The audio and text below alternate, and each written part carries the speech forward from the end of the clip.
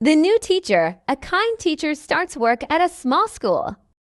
There was a small town in the countryside. The town was quiet, and most of the people were farmers. Children went to a little school at the edge of the town.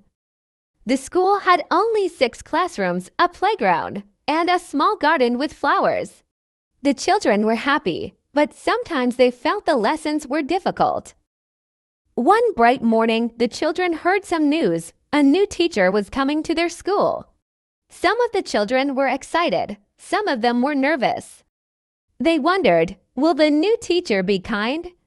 Will he give us a lot of homework? Will he smile? Or will he be very strict? The next day, the new teacher arrived. His name was Mr. Thomas. He was tall and thin. He wore glasses and carried a big bag full of books. When he entered the classroom, the children sat very quietly.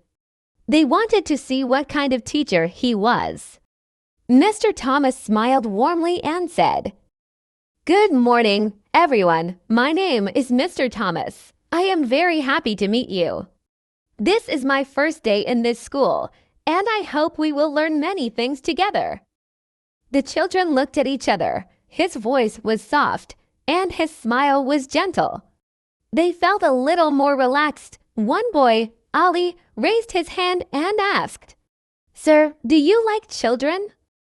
Mr. Thomas laughed kindly and said, "Yes, of course. That is why I became a teacher. I believe every child is special, and every child can learn. My job is not only to teach you, but also to help you become good and strong people." The children's eyes became bright. They had never heard a teacher speak like that before. On the first day, Mr. Thomas did not open the textbooks immediately. Instead, he told a story. He said, "Before we start learning, let us talk about dreams. What do you want to be when you grow up?" The children shouted many answers: a doctor, a teacher, a football player, a singer. Mr. Thomas listened carefully to each answer. He nodded and smiled. He said, "Very good. Dreams are important. If you work hard and stay honest, you can reach your dreams." From that day, the children began to love his lessons. He taught English, but he used simple words and many pictures. He drew on the board. He made funny faces to explain new words. Sometimes he sang songs with the class. Sometimes he played small games like guess the word or find the object. The children laughed and learned it at the same time. One day, a shy girl named Sarah could not read a sentence in the book. She looked down, and her hands were shaking. The other children began to whisper. Mr. Thomas noticed it quickly. He walked to her desk and said kindly, "It is okay, Sarah. Don't be afraid. Let us read together." He read the first part slowly, and then he let her try the next part. With his calm support, Sarah read the whole sentence. The children clapped for her. Sarah's face turned red, but she smiled happily. From that day, she was not so afraid to read in class. Mr. Thomas also cared about the school garden. He saw that the flowers were dry and the ground was hard. So one afternoon, he brought a watering can and some new seeds.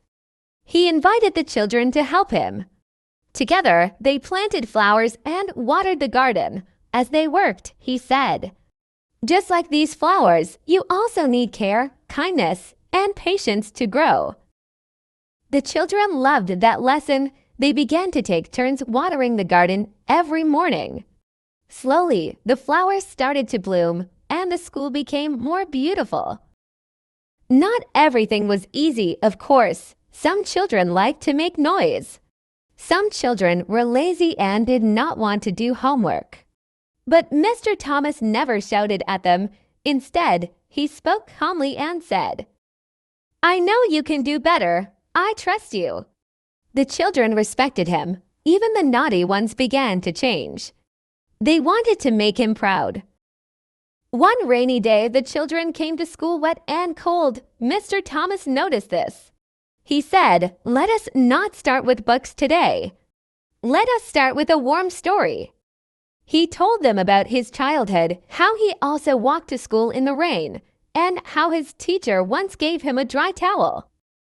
He explained that small acts of kindness could stay in the heart forever. The children listened quietly.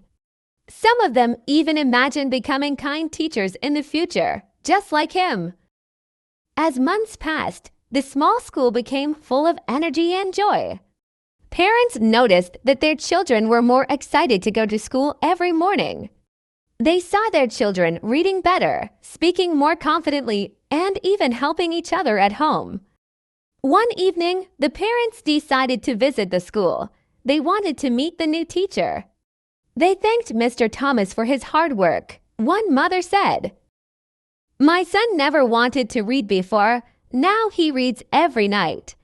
Thank you for giving him courage." Mr. Thomas smiled and answered, "Your children are wonderful. I only showed them that learning can be fun and that kindness can make us strong." At the end of the school year, the children prepared a small surprise. They decorated the classroom with flowers from the garden. They wrote a big sign, "Thank you, Mr. Thomas." When he entered the room, he stopped in surprise. His eyes became wet with tears. The children stood up and shouted, "Thank you, teacher. We love you." Mr. Thomas felt very happy. He said softly, "I love you too, my dear students. You are the reason I wake up every morning with a smile." Remember, learning never ends, and kindness is the best lesson of all. The children clapped, and the room was full of joy. From that day on, Mr. Thomas was not just a teacher. He became a friend, a guide, and a hero in the hearts of the children. And so, in that little school in the small town, learning grew like flowers in the garden, beautiful, strong, and full of life.